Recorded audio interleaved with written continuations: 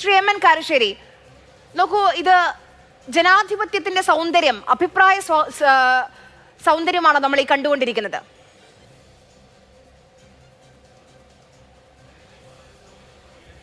ആര്യ, ഞാൻ ഈ സമയത്ത് ഓർക്കുന്ന ഒരു പഴയ കഥയാണ്.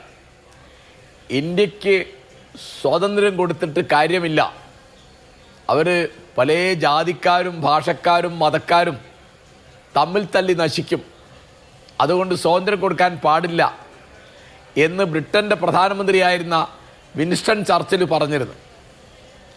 അത് എത്രയോ കാലം കൊണ്ട് നമ്മളത് തെറ്റാൻ തെളിയിച്ചു.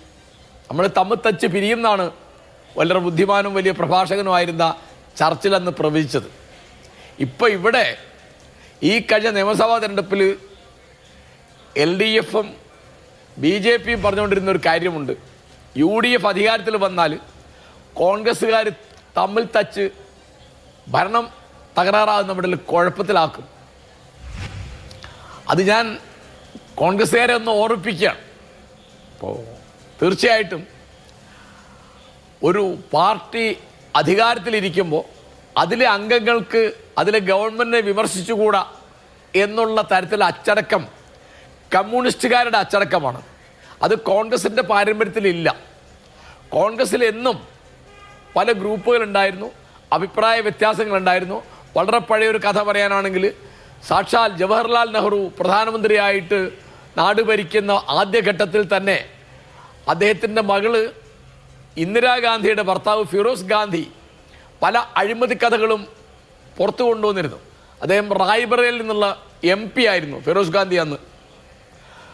അപ്പോൾ കേരളത്തിലാണെങ്കിൽ കരുണാകരൻ ആൻ്റണി ഗ്രൂപ്പ് വഴക്ക് ശക്തമായിരുന്ന കാലത്ത് ഒരു ഗുണമുണ്ടായിരുന്നു.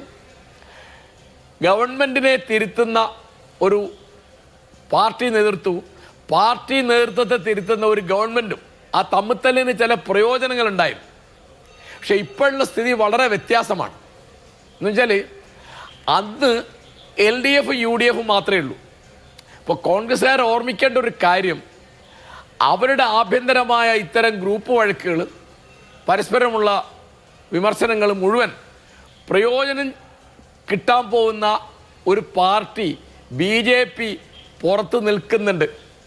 ഇപ്പോൾ LDF UDF LDF UDF എന്ന് മാറി മാറി വരുന്ന ഒരു താളം, ആ സമ്പ്രദായം ഇനി നടക്കാനിടയില്ല എന്ന് നമ്മളെ ഭീഷണിപ്പെടുത്തുന്ന മട്ടിൽ, നമ്മളെ താക്കീത് ചെയ്യുന്ന മട്ടിൽ BJPയുടെ സാന്നിധ്യമുണ്ട്. മുഖ്യമന്ത്രി ഹിന്ദു ഐക്യവേദിയുടെ നേതാക്കന്മാരായ ശ്രീ RV ബാബുവിനെയും ശശികല ടീച്ചറെയും കണ്ടു എന്നത് ഒരു ഗുണമായിട്ട് കാണുന്ന ആളാണ് ഞാൻ. കാരണം ആർക്കും മുഖ്യമന്ത്രിയെ കാണാൻ അവസരമുണ്ടാകണം. അത് പാർട്ടിയുടെയോ ജാതിയുടെയോ മതത്തിൻ്റെയോ പ്രദേശത്തിൻ്റെയോ ഒന്നിൻ്റെയോ പേരിൽ നിഷേധിക്കപ്പെടാൻ പാടില്ല. അപ്പോൾ ഹിന്ദു ഐക്യവേദി നേതാക്കന്മാരെ കാണാൻ സമയമുണ്ടായി എന്നുള്ളത് അദ്ദേഹത്തിൻ്റെ കുറ്റമല്ല, അദ്ദേഹത്തിൻ്റെ ഗുണമാണ്.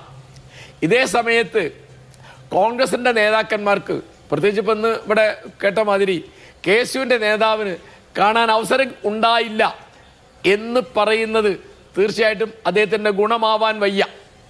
കാരണം KSUവിൻ്റെ നേതാവിനാണെങ്കിലും യൂത്ത് കോൺഗ്രസ് നേതാവിനാണെങ്കിലും ഒരു പൊതുപ്രവർത്തകൻ എന്നുള്ള നിലയ്ക്ക്, ഒരു പൗരൻ എന്നുള്ള നിലയ്ക്ക് മുഖ്യമന്ത്രിയെ കാണാൻ അവസരമുണ്ടാകണം.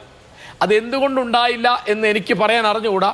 കാരണം അതിൻ്റെ വാർത്തകളൊന്നും വന്നിട്ടില്ല, അവരാരും അതിനെപ്പറ്റി പ്രതികരിച്ച് ഞാൻ കണ്ടിട്ടും കേട്ടിട്ടുമില്ല.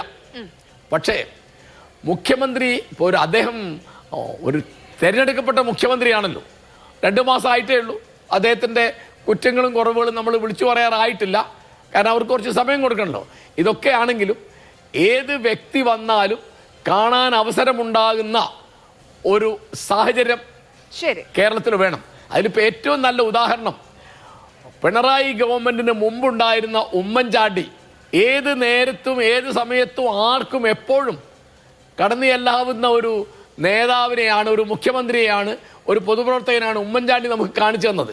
ആ ഉമ്മൻചാണ്ടിയുടെ ഉദാഹരണമാണ് തനിക്ക് നല്ലത് എന്ന് ഇപ്പോഴത്തെ ബഹുമാനപ്പെട്ട മുഖ്യമന്ത്രി ശ്രീ VD സതീശൻ തിരിച്ചറിയും. മാത്രമല്ല ഇപ്പൊ തന്നെ തമ്മിൽ തല്ലുന്ന മട്ടിൽ പരസ്പരമുള്ള വിമർശനങ്ങളും ചെളിവാരി എറിയലുകളും നിർത്തേണ്ടതാണ്. അത് അങ്ങനെ പരസ്യമായിട്ട് വിഴുപ്പലക്കാൻ സമയമായിട്ടില്ല എന്ന് കോൺഗ്രസ് നേതാക്കന്മാർ, പ്രവർത്തകന്മാർ, KSU നേതാക്കന്മാർ തിരിച്ചറിയുന്ന ഞാൻ വിചാരിക്കുന്നത്. കാരണം ഇതിൻ്റെ മുഴുവൻ ഗുണഭോക്താവാകാൻ പോകുന്നത് BJP ആണ് എന്ന് അവർ ഓർത്തിരിക്കണം. കാരണം ഈ കോൺഗ്രസ്സുകാരെ കൊണ്ട് ഒരു രക്ഷയില്ല. ജനങ്ങൾ നോക്കിയിരിക്കുന്നുണ്ട്. ജനങ്ങളുടെ ജാഗ്രത വളരെ ശക്തമാണ് കേരളത്തിൽ. അതുകൊണ്ട് ആ ഒരു വിമർശിക്കാൻ പാടില്ലെന്നുള്ളതല്ലേ പറഞ്ഞത്, അത് കരുതണം എന്നാണ് എനിക്ക് പറയാനുള്ളത്. ഇങ്ങനെ ഒരു ചർച്ച നടക്കുമ്പോൾ